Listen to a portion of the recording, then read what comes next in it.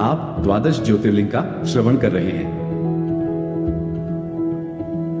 पांचवा ज्योतिर्लिंग श्री केदारनाथ। पुराणों एवं शास्त्रों में श्री केदारेश्वर ज्योतिर्लिंग की महिमा का वर्णन बारंबार किया गया है। ये ज्योतिर्लिंग पर्वतराज हिमालय की केदार नामक चोटी पर अवस्थित है। यहाँ की प्राकृतिक शोभा देखते ही बनती है।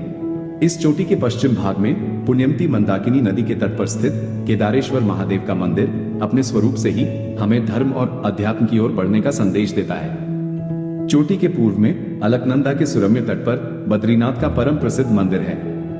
अलकनंदा और मंदाकिनी ये दोनों नदियां नीचे रुद्रप्रयाग में आकर मिल जाती हैं।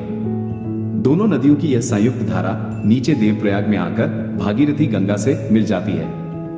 इस प्रकार परम पावन गंगा जी में स्नान करने वालों को भी श्री केदारेश्वर और बद्रीनाथ के चरणों को धोने वाले जल का स्पर्श सुलभ हो जाता है।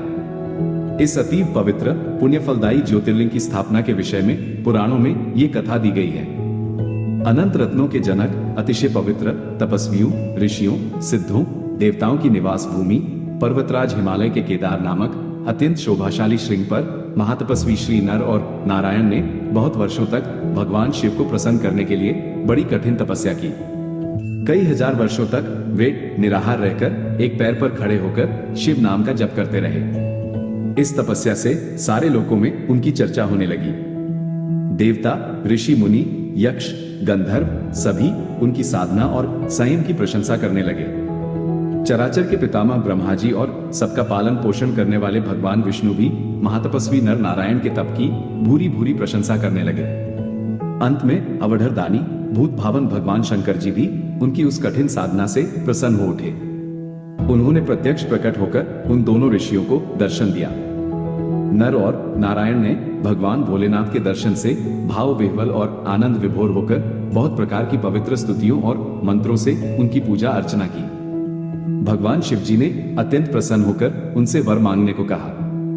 भगवान शिव की यह बात सुनकर उन दोनों ऋषियों ने उनसे कहा, देवाधिदेव महादेव, यदि आप हम पर प्रसन्न हैं तो भक्तों के कल्याण हेतु आप सदा सर्वदा के लिए अपने स्वरूप को यहाँ स्थापित करने की कृपा करें। आपके यहाँ निवास करने से ये स्थान सभी प्रकार से अत्यंत पवित्र हो उठेगा।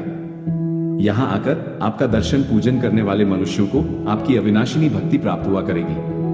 प्रभु, आप मनुष्यों के कल्याण और उनके उद्धार के लिए अपने स्वरूप को यहाँ स्थापित करने की हमारी प्रार्थना अवश्य ही स्वीकार करें। उनकी प्रार्थना सुनकर भगवान शिव ने ज्योतिर्लिंग के रूप में वहां वास करना स्वीकार किया। केदार नामक हिमालय श्रृंग पर अवस्थित होने के कारण इस ज्योतिर्लिंग को श्री केदारेश्वर ज्योतिर्लिंग के रूप में जाना जाता है। भगवान शिव से वर मांगते हुए नर और नारायण ने इस ज्योतिर्लिंग और इस पवित्र स्थान के विषय में जो कुछ कहा है वह अक्षरशः सत्य है। इस ज्योतिर्लिंग के दर्शन पूजन तथा यहाँ स्नान करने से भक्तों को लौकिक फलों की प्राप्ति होने के साथ साथ अचल शिव भक्ति तथा मोक्ष की प्राप्ति भी हो जाती है।